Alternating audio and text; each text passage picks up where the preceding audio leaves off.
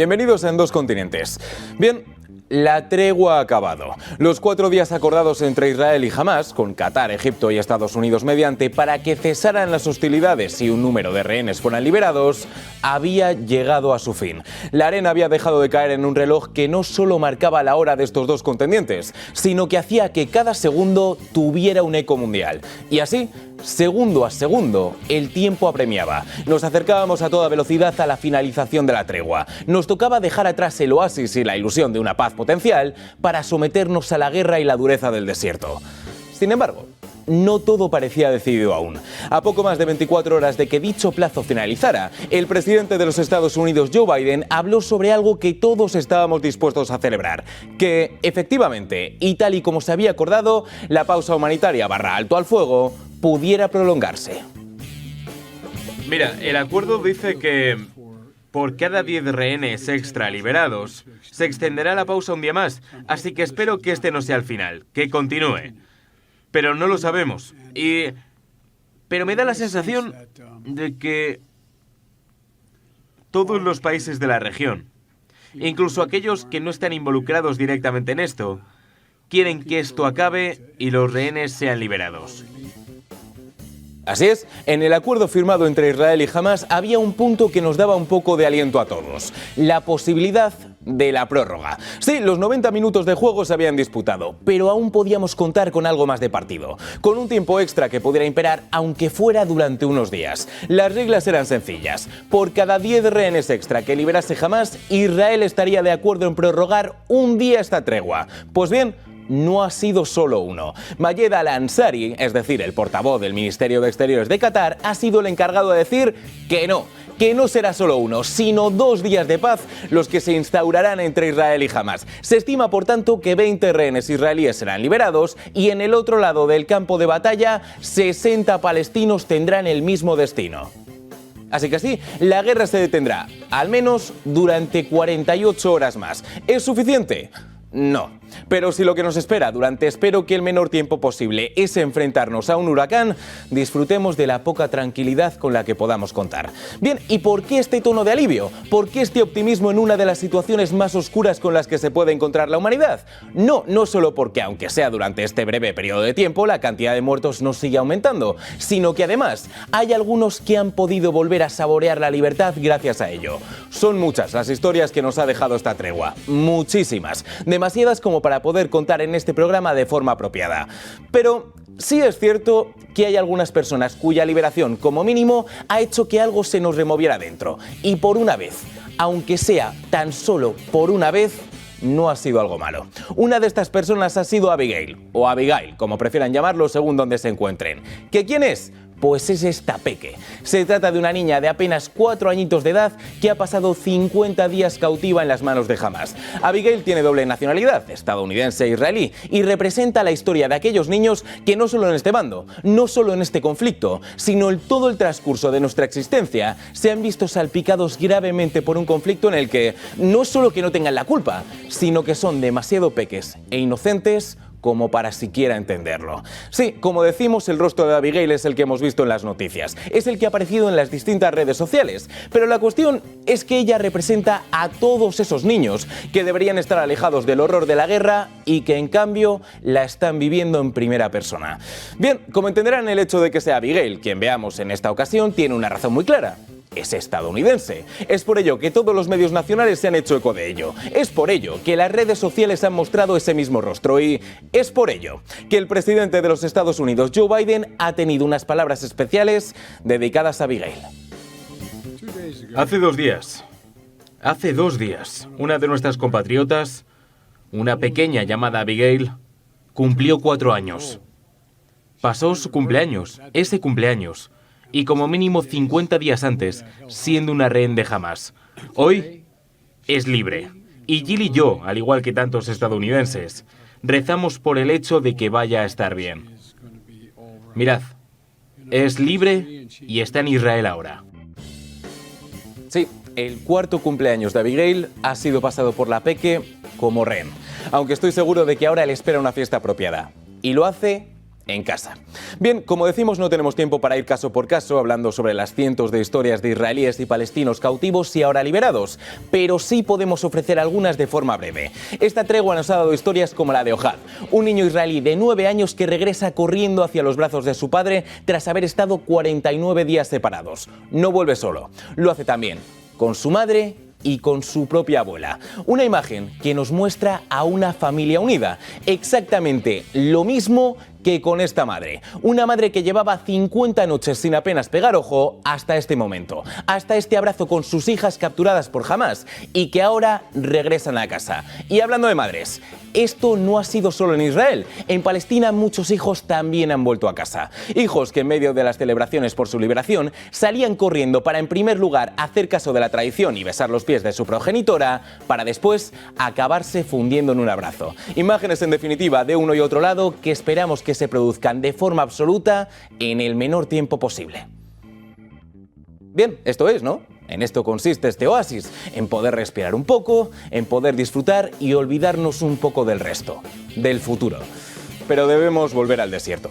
Tenemos que hacerlo. Incluso aunque la tregua siga activa, debemos analizar qué ocurre para que el impacto sea lo menor posible. Sí, muchos rehenes han sido liberados, sin duda, pero como tantas otras cosas en la vida, es importante lo que se hace, pero también ¿cómo se hace? Vale, esta es una guerra de imágenes, así de claro lo digo. A diferencia de la pugna entre Ucrania y Rusia, la opinión mundial sobre el conflicto entre Israel y Gaza está infinitamente más dividida. Y no se confundan, eso lo saben ambos contendientes. Es por eso que cada imagen importa. Es por eso que cada segundo ante las cámaras es imperativo. La batalla no solo se está librando con armas, también con cámaras. Uno de los grandes objetivos de esta lucha es mostrar que nosotros somos los buenos y ellos los malos. Y no sabemos si ha sido exactamente por eso, pero estoy seguro de que algo de importancia tiene a la hora de que ocurra lo que están viendo. Así liberaba Hamás a algunos de los rehenes, con un trato afable, con una aparente comprensión, con al menos un evidente intento de mostrar empatía, acompañando a los niños, ayudando a los ancianos e incluso cargando a aquellos que no pueden acceder a la libertad por su propio pie. Unas acciones que suscitan una pregunta imposible de eludir. ¿Habrán sido absolutamente indulgentes los miembros de Hamás con sus prisioneros? Podría ser una posibilidad, ¿no? Quizá.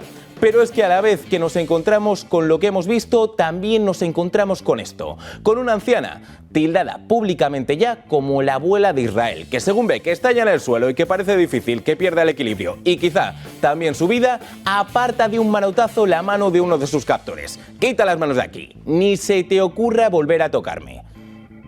Quita, bicho, y que no te vuelva a ver. Al final van a tener razón. No nos hacen como antes. Bien, que les hayamos mostrado estas imágenes de Hamás no quita que Israel no haya recibido tampoco acusaciones. En absoluto. Es lo que tienen las guerras, que parece difícil que haya un movimiento del bando contrario que no sea criticado. Pues en este caso ha sido igual. Israel ha sido acusada de disparar a rehenes momentos antes de su libertad, de tratar de forma inhumana a los rehenes palestinos e incluso de impedir que los israelíes liberados hablasen públicamente ante el temor de que el trato de Hamás hubiera sido favorable. ¿Son ciertas? Pues me temo que nos encontramos ante el mismo escenario que con la organización terrorista. Nos muestren las imágenes que nos muestren, siempre habrá alguna que otra que nos ponga en dudas. Y son dudas también las que tiene todo Occidente con respecto a la estrategia de Hamás en la siguiente fase de la guerra.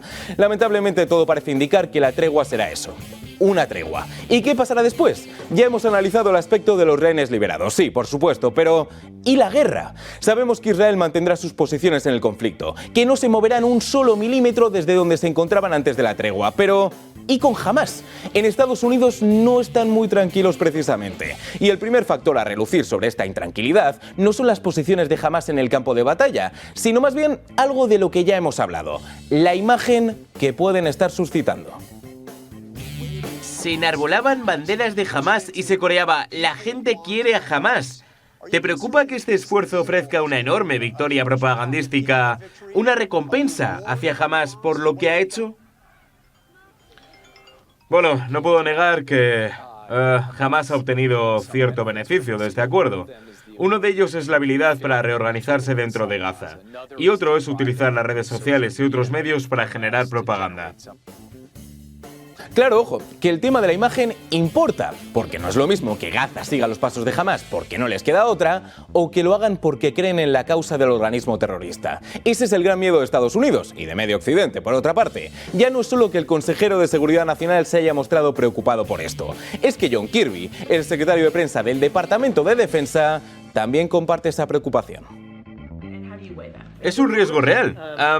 Tienes que esperar que un grupo como Hamás, un grupo terrorista que claramente no cumple las reglas de la guerra, tratará de sacar ventaja de cada pausa para su propio beneficio. Así que miraremos eso con interés, al igual que nuestros aliados.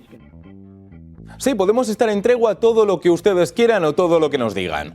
Pero la guerra no se ha detenido un solo segundo. El mundo sigue en guerra. La única diferencia es que hemos pasado de una fase de combate a bombazo limpio a una partida de ajedrez. Cuando el fuego vuelva a salir, todas las piezas deben estar lo suficientemente bien colocadas como para buscar el jaque mate. Y ojo, cuando este plazo acabe, llevaremos 6 días de tregua, pero para conseguir el mate se necesita tiempo. Igual 6 días no son suficiente. Y es aquí donde el señor Kirby vuelve a hablar. No se trata solo de la imagen, no se trata solo de que el mundo absolutamente boquiabierto aplauda a unos y a otros, sino también cómo se puede conseguir que la tregua aumente. Porque la teoría de Kirby no solo se limita a Hamás. Primero, que liberen a los hombres. Tienen a los hombres en otro tipo de categoría. Y segundo, que puedan encontrar rehenes adicionales. Creemos que no todos los rehenes liberados están en manos de Hamás, sino que hay otros grupos que podrían tener más. Y es Hamás quien puede ir a por ellos y utilizarlos a cambio de rehenes palestinos provenientes de Israel. Ya, amigo. Que eso también es importante. El número de rehenes israelíes que jamás tienen su poder es limitado. Y aparentemente todo parece señalar que son más los prisioneros que tiene Israel que su oponente. Así que pongamos que sí, que Hamás quiere prorrogar la tregua todo lo que pueda. ¿Qué pasa cuando no queden más rehenes? ¿Qué harán? ¿Se marcarán otro 7 de octubre y a ver qué ocurre? No tiene pinta de que Israel lo vaya a permitir. Así que queda una vía. Aún queda la posibilidad de que organizaciones hermanadas como Hezbollah, por ejemplo, ofrezca rehenes para que Hamás pueda seguir consumiendo tiempo en el reloj. En fin, todo esto son hipótesis. Todo esto son conjeturas a base de lo que nos cuentan. Vayamos a los hechos o, como mínimo, a lo que los protagonistas reconocen como tales. Puede existir una tregua de meses si es preciso, pero a Benjamin Netanyahu le da igual. El primer ministro de Israel ha aprovechado la tregua para acudir al frente y lanzar un mensaje claro, muy claro, a su pueblo. Estoy aquí para decirles a mis amigos, a los soldados aquí, lo mismo que me dicen ellos. Y os lo repito a vosotros, ciudadanos de Israel. Continuaremos hasta el final. Hasta la victoria. Nada nos detendrá. Y ojo que Benjamin Netanyahu no ha sido el único que ha estado en Israel. Sabemos que Elon Musk ha sufrido cierta polémica por un comentario lanzado en X, en su plataforma, en la antes conocida como Twitter. Pues bien, Elon Musk ha querido estar en Israel. Elon Musk ha querido acabar con cualquier tipo de comentario o rumor al respecto y ha acudido precisamente al lado de Benjamin Netanyahu para decir esto. Obviamente hay 3 cosas que tienen que ocurrir con respecto a la situación en Gaza. No queda otra que matar a aquellos que insisten en asesinar a civiles. No queda otra. No van a cambiar de opinión. Lo segundo es cambiar la educación, para que una nueva generación de asesinos no sea entrenada para serlo. Y la tercera cuestión, que es muy importante, es tratar de construir prosperidad. Estas son las dos perspectivas. Por un lado, las soluciones que ofrece Elon Musk y por otra, lo que hemos visto de Benjamin Netanyahu. Es decir, que su testimonio es este, que aquí no se confunda nadie. Los ataques del 7 de octubre no van a ser olvidados. Sí, claro que los israelíes quieren que sus rehenes vuelvan a casa. Sí, los israelíes celebran que así sea. Pero el gran motor es la venganza. Es en esta ofensiva esa venganza. Y por lo que vemos en el rostro de Netanyahu, esa misma venganza contra Hamás parece estar lejos de saciarse. Sí, sabemos lo que se avecina. Vemos como el tsunami vuelve a acercarse cuando apenas hemos cogido una brizna de aire. Un desastre bélico que vuelve a amenazar al mundo y que mira el reloj mientras saliva. Nadie sabe exactamente cómo se reanudará todo. Nadie sabe exactamente qué estrategia establecerán los dos bandos una vez las piezas estén colocadas. Así que, teniendo en cuenta lo que viene, disfrutemos de lo que tenemos hoy. Disfrutemos de esas familias en uno y otro lado que han vuelto a estar juntas. Disfrutemos de ello y esperemos que padres y madres se reencuentren con sus hijos, que las abuelas, con manotazos y manotazo de por medio, regresen a casa